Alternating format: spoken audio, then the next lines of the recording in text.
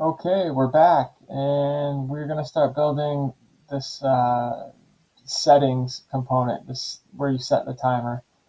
And I'm going to show you how to save on code. So what we're going to do is we're going to make this another just stateless functional component is what it's called, versus a class component. So we'll call this set timer, and I'll return parentheses instead of squigglies. With squigglies, I would have to do this, but parentheses automatically returns whatever's in them. So that'll save a little bit of code there, and we'll make it a div. And we got to follow the user stories, and it wants a label with break label and session label. It wants those labels. So we'll just make a div for that, but it wants break for one and session for the other. Label. How do we do that? So we do that with props. So basically the only difference is break or session. So what we can do is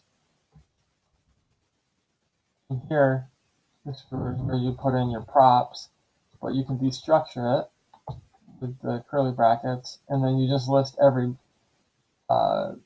key in the object of props.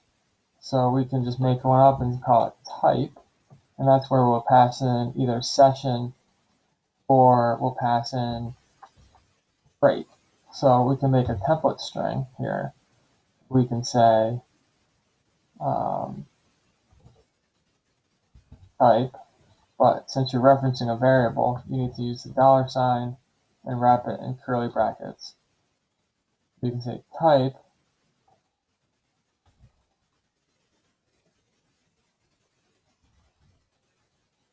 they want length. Okay, length.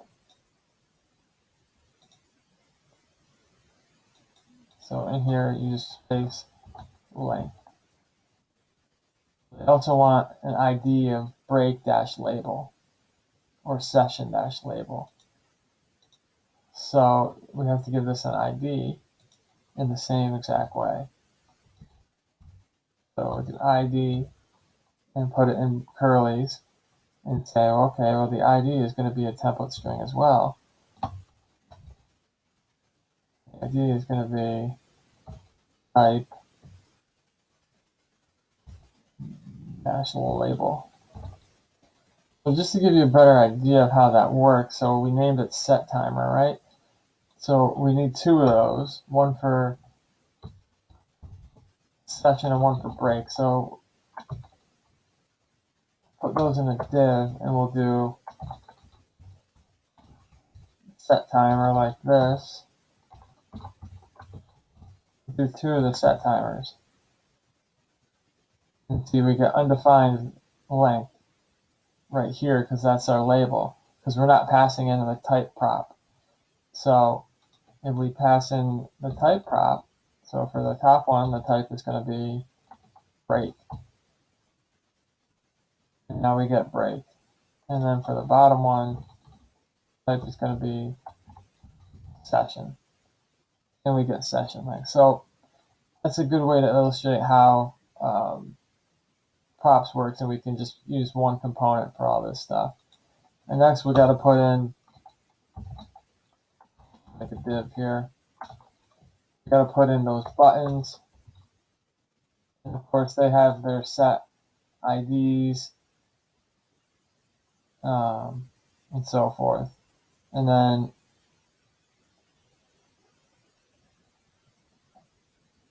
length, okay, an ID that has the actual value with length in the middle.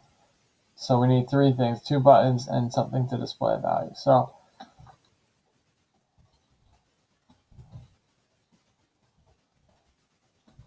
our buttons,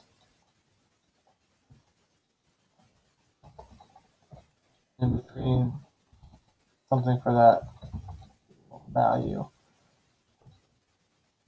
So they want the buttons to have IDs of break decrement and break increment, session increment, decrement. So the first button will make the decrement button. So same exact way we did it before, using that type again. Say type dash decrement. The other button,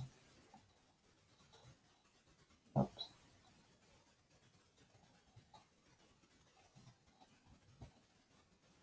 will be type dash increment. Like that. So that is taken care of. And then we need length. For this is where we're going to display the actual length that gets adjusted. Let's bring that in and put length there. So we've got our IDs, and we need to figure out what to put in those buttons. Now you could bring in an icon, you could bring in material icons or Google icons or any icons you can find, but we can just look up. I like to just search them up. I'll look up like HTML, and it's called Unicode sometimes, and there's a bunch of names for it. Unicode, arrows, and you can always find something. So here we can find an up and a down arrow, and you can they're actually short ones like U and UR semicolon. So we can use these. Just you can make it look nicer later. So you just put in here and UD R. I think that was it.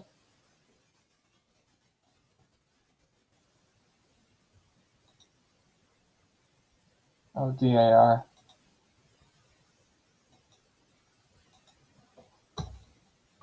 Like that. And this would be in U arrow. So we got our arrows. And now we just have to figure out what this is going to be. Well, it's going to be a prop again.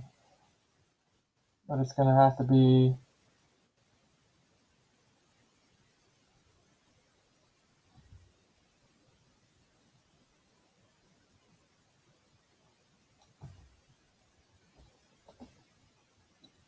we're going to have to think about that, right?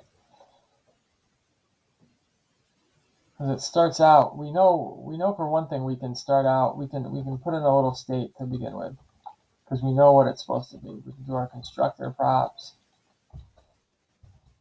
super props. You just have to have these usually. In some cases you don't, but this is how you do this.state, which is the initial state of the app, and we know that the initial break value 5. Initial session value, we're just calling, we can call these whatever we want, but in this case we're just going to call them session and break value, is 25, and that corresponds to the 5 and 25 minutes. We know we have that, so we could even say value break is that state that break value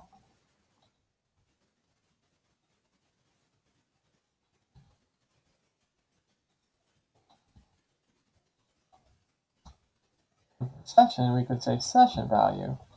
So we know we have these to begin with. These are our defaults. So we're sending in a value prop. So all we have to do here is say, okay, value. And then when we want to display the value, how do we display it? Well, we already have the type. We name the type and the value similarly, so we can go in square brackets, we can do type. Can we do type value like that? I think we use the template string again. So we can say